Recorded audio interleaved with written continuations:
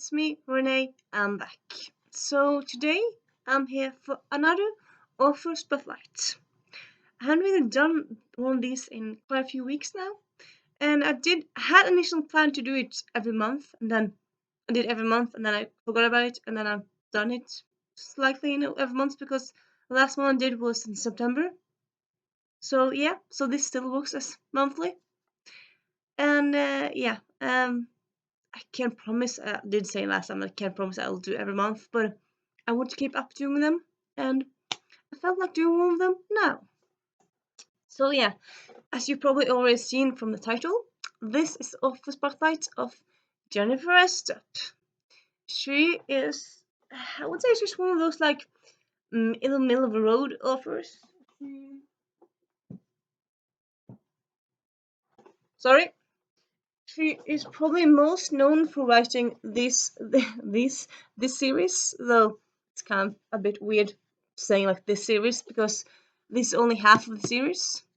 I believe I had her whole series, but I can't remember where the rest of it's gone. But it's a series of 6 books, so this is half of it. But yeah, I would say she's maybe one of those like middle of the road book authors. She's not unknown, but she's not on everyone's lips. Though I think she should be. And you also like offer spotlights. I kind of want to highlight offers I love and offers I feel like should get more attention. So it works for Jennifer Estep, definitely. Jennifer Estep. This is her. I would say at least. I suppose it depends who you ask, but I would say this is her most known series, which is Mythos Academy. It's a YA series, 6 books in the series. It came out between like 2008. Yeah, it came out between. Okay, so this is the last book, and it came out in 2014. So I'm thinking that the first book came out in like 2009 or something like that. I'll check the dates and leave them in the doobly, of course. And yeah, so the concept of it is that the protagonist is Gwen or Gwendolyn. Her parents died. They were killed, and then no, sorry, they were killed, and then first she was in a car accident, and then she realized it was something else. So words again. She's been grown up. She's been raised by her grandma, and for a long time she's just been going to high school, and things has just been kind of normal, except her parents being dead. But the thing is, and it's been a while since I read this book. Probably should reread stuff before I do videos and stuff, but that's not me. But yeah, a bit before the first book, she decides to something happens. She has to change schools. So before she went to a normal high school, nothing different, nothing out of ordinary about that. Now she goes to a high school for teens that are descendants of gods. Well, gods. So it's, I suppose in a way it's Percy Jackson-ish. It's not like they're the kids of the gods. They're more like the great grandkids of the gods. And then instead of having Poseidon's kid, I suppose it's not directly kids of gods. It's more like, yeah, in a way, kids of gods. Okay, I'm not explaining myself well. Okay, so you have like you have different types of people. So in this world, Mythos Academy, in as in name, Mythos, the myths are all real. It's not just one. It's not the Greeks or the Romans. It's all of them. So we have the Norse, the Egyptians. We have the Romans, Greeks. We have the Mesopotamians. All of them. and then you have like the different groups of teens or people, not just teens. You have the Spartans, which are descendants of the Spartans from the ancient Greek era, and they're like charismatic. They're well known for being good fighters and tough and strong, and kind of like as you would assume in a way. And then you have the Vikings, descendants of the Vikings. They're often blonde, but there can be different stuff as well. They're Also like big with fighting and stuff and stuff like that. And then you have, I'm blacking out, but you have lots of different categories of people like that stuff. And then there's Gwen. She's I'm just gonna double check. It should say here someplace, shouldn't it? Blah blah blah blah blah blah blah. Okay, so this is the second one, I think. Let me double check. Blah blah blah blah blah. Blah blah blah blah blah. Blah blah blah blah blah. Blah blah blah blah blah. No, it doesn't say at the front here, which is yep de doo. Okay, yeah, but anyway, so the thing that Gwen, the protagonist, this is her. The thing that she can do is she can touch an object, and then she learns the history of the object. So like who used it last, who's ever used it, all that stuff. So kind of not telekinesis, but like a version of that. And yes, that's quite fun. Though yeah, she can't really fight. Well, she learns to fight, but like that's not in her nature. Like she's not super fast and super strength. So that's kind of, she has that underdog thing.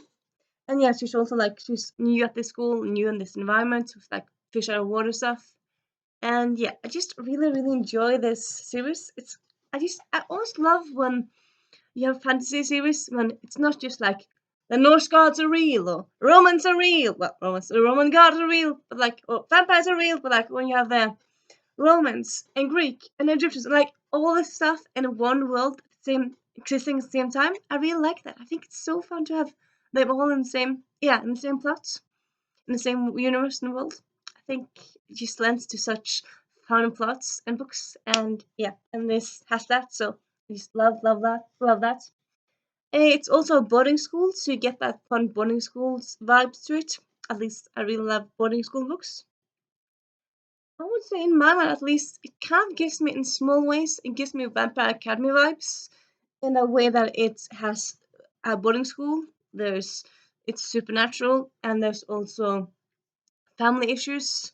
It's not direct the same family issues. It's not like she doesn't know who her dad is or that her mom is alive. I mean, in this one, both of the parents are dead. But like, there's some family issues in the family. Like, it's not a perfect family. It's not a perfect A4 family. So I would say, in some ways, yeah, I would kind of give it like VA vibes. So I would say, like, if you like the Umbrella Academy, check this one out. But also, if you haven't read that one, I would think you'd still like really enjoy this one. And yeah, so that's Mayfield's Academy.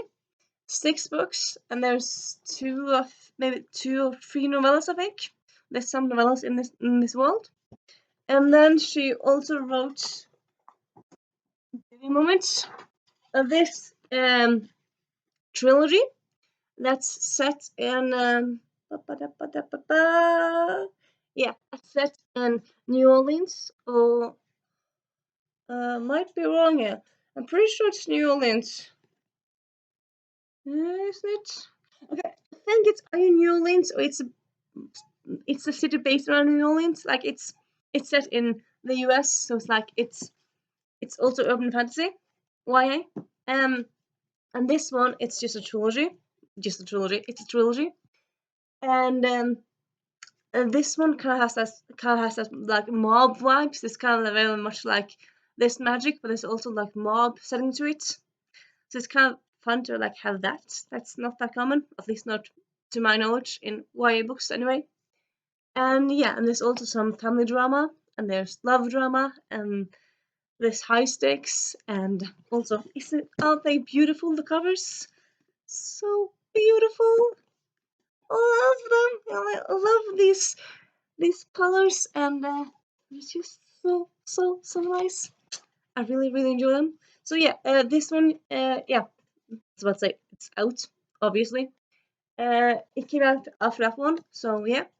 I think it's slightly less known, so because it's not about myths, and everyone wants to read about myths. But yeah, it's not like this one's any worse than the other series. Both of them are very good. Sorry, they're different, but they're very good, both of them. And then you also have Spartan Heart, which is actually first a spin-off. She has a spin-off series from Mythos Academy, so this is a spin-off of Mythos Academy. It's just trilogy, it's a trilogy, so it's not another 6-book series, but still. And it's set in the same world, but it's different characters. I suppose, as you would think with spin-offs, though I suppose some spin-offs could like be with same characters in the future or in the past. So, but it's different characters, though they're connected to the first series. And yeah, that sounds also interesting as well. Though I would say the first series is better.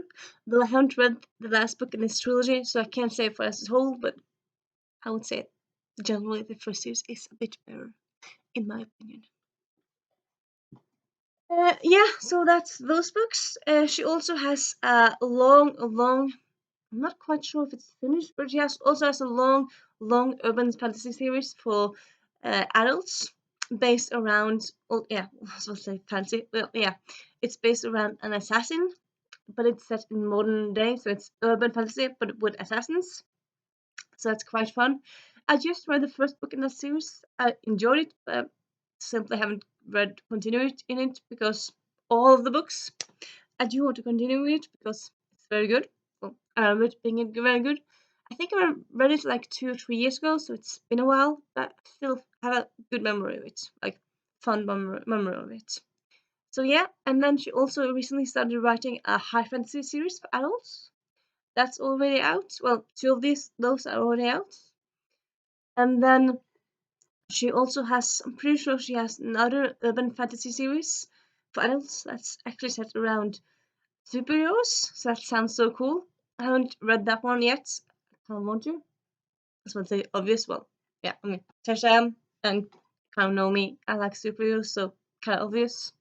So yeah, she has like different. She writes for more or less everything, and yeah, well, everything. I mean, all that she writes only fantasy, though fantasy is so great. So why would I complain about? You can't really complain about that, can you? I can't. She also has like she's pretty active on Facebook and social media, and like she does like waiting on Wednesday every Wednesday, so you like kind of get a feel of what people are waiting for and stuff, and she does a Friday reads every Friday. I kind of like when authors do like reach out or like when they use social media. I really like that, like they kind of connect and stuff. I think that's fun, and yeah, Jennifer E. Estep. Definitely check it. No, Jennifer E. Sorry, Jennifer Estep. Why did I say Jennifer E. Estep? Because I don't know. Because I'm weird. But anyway, check her out. And yeah, this is me saying Renee out.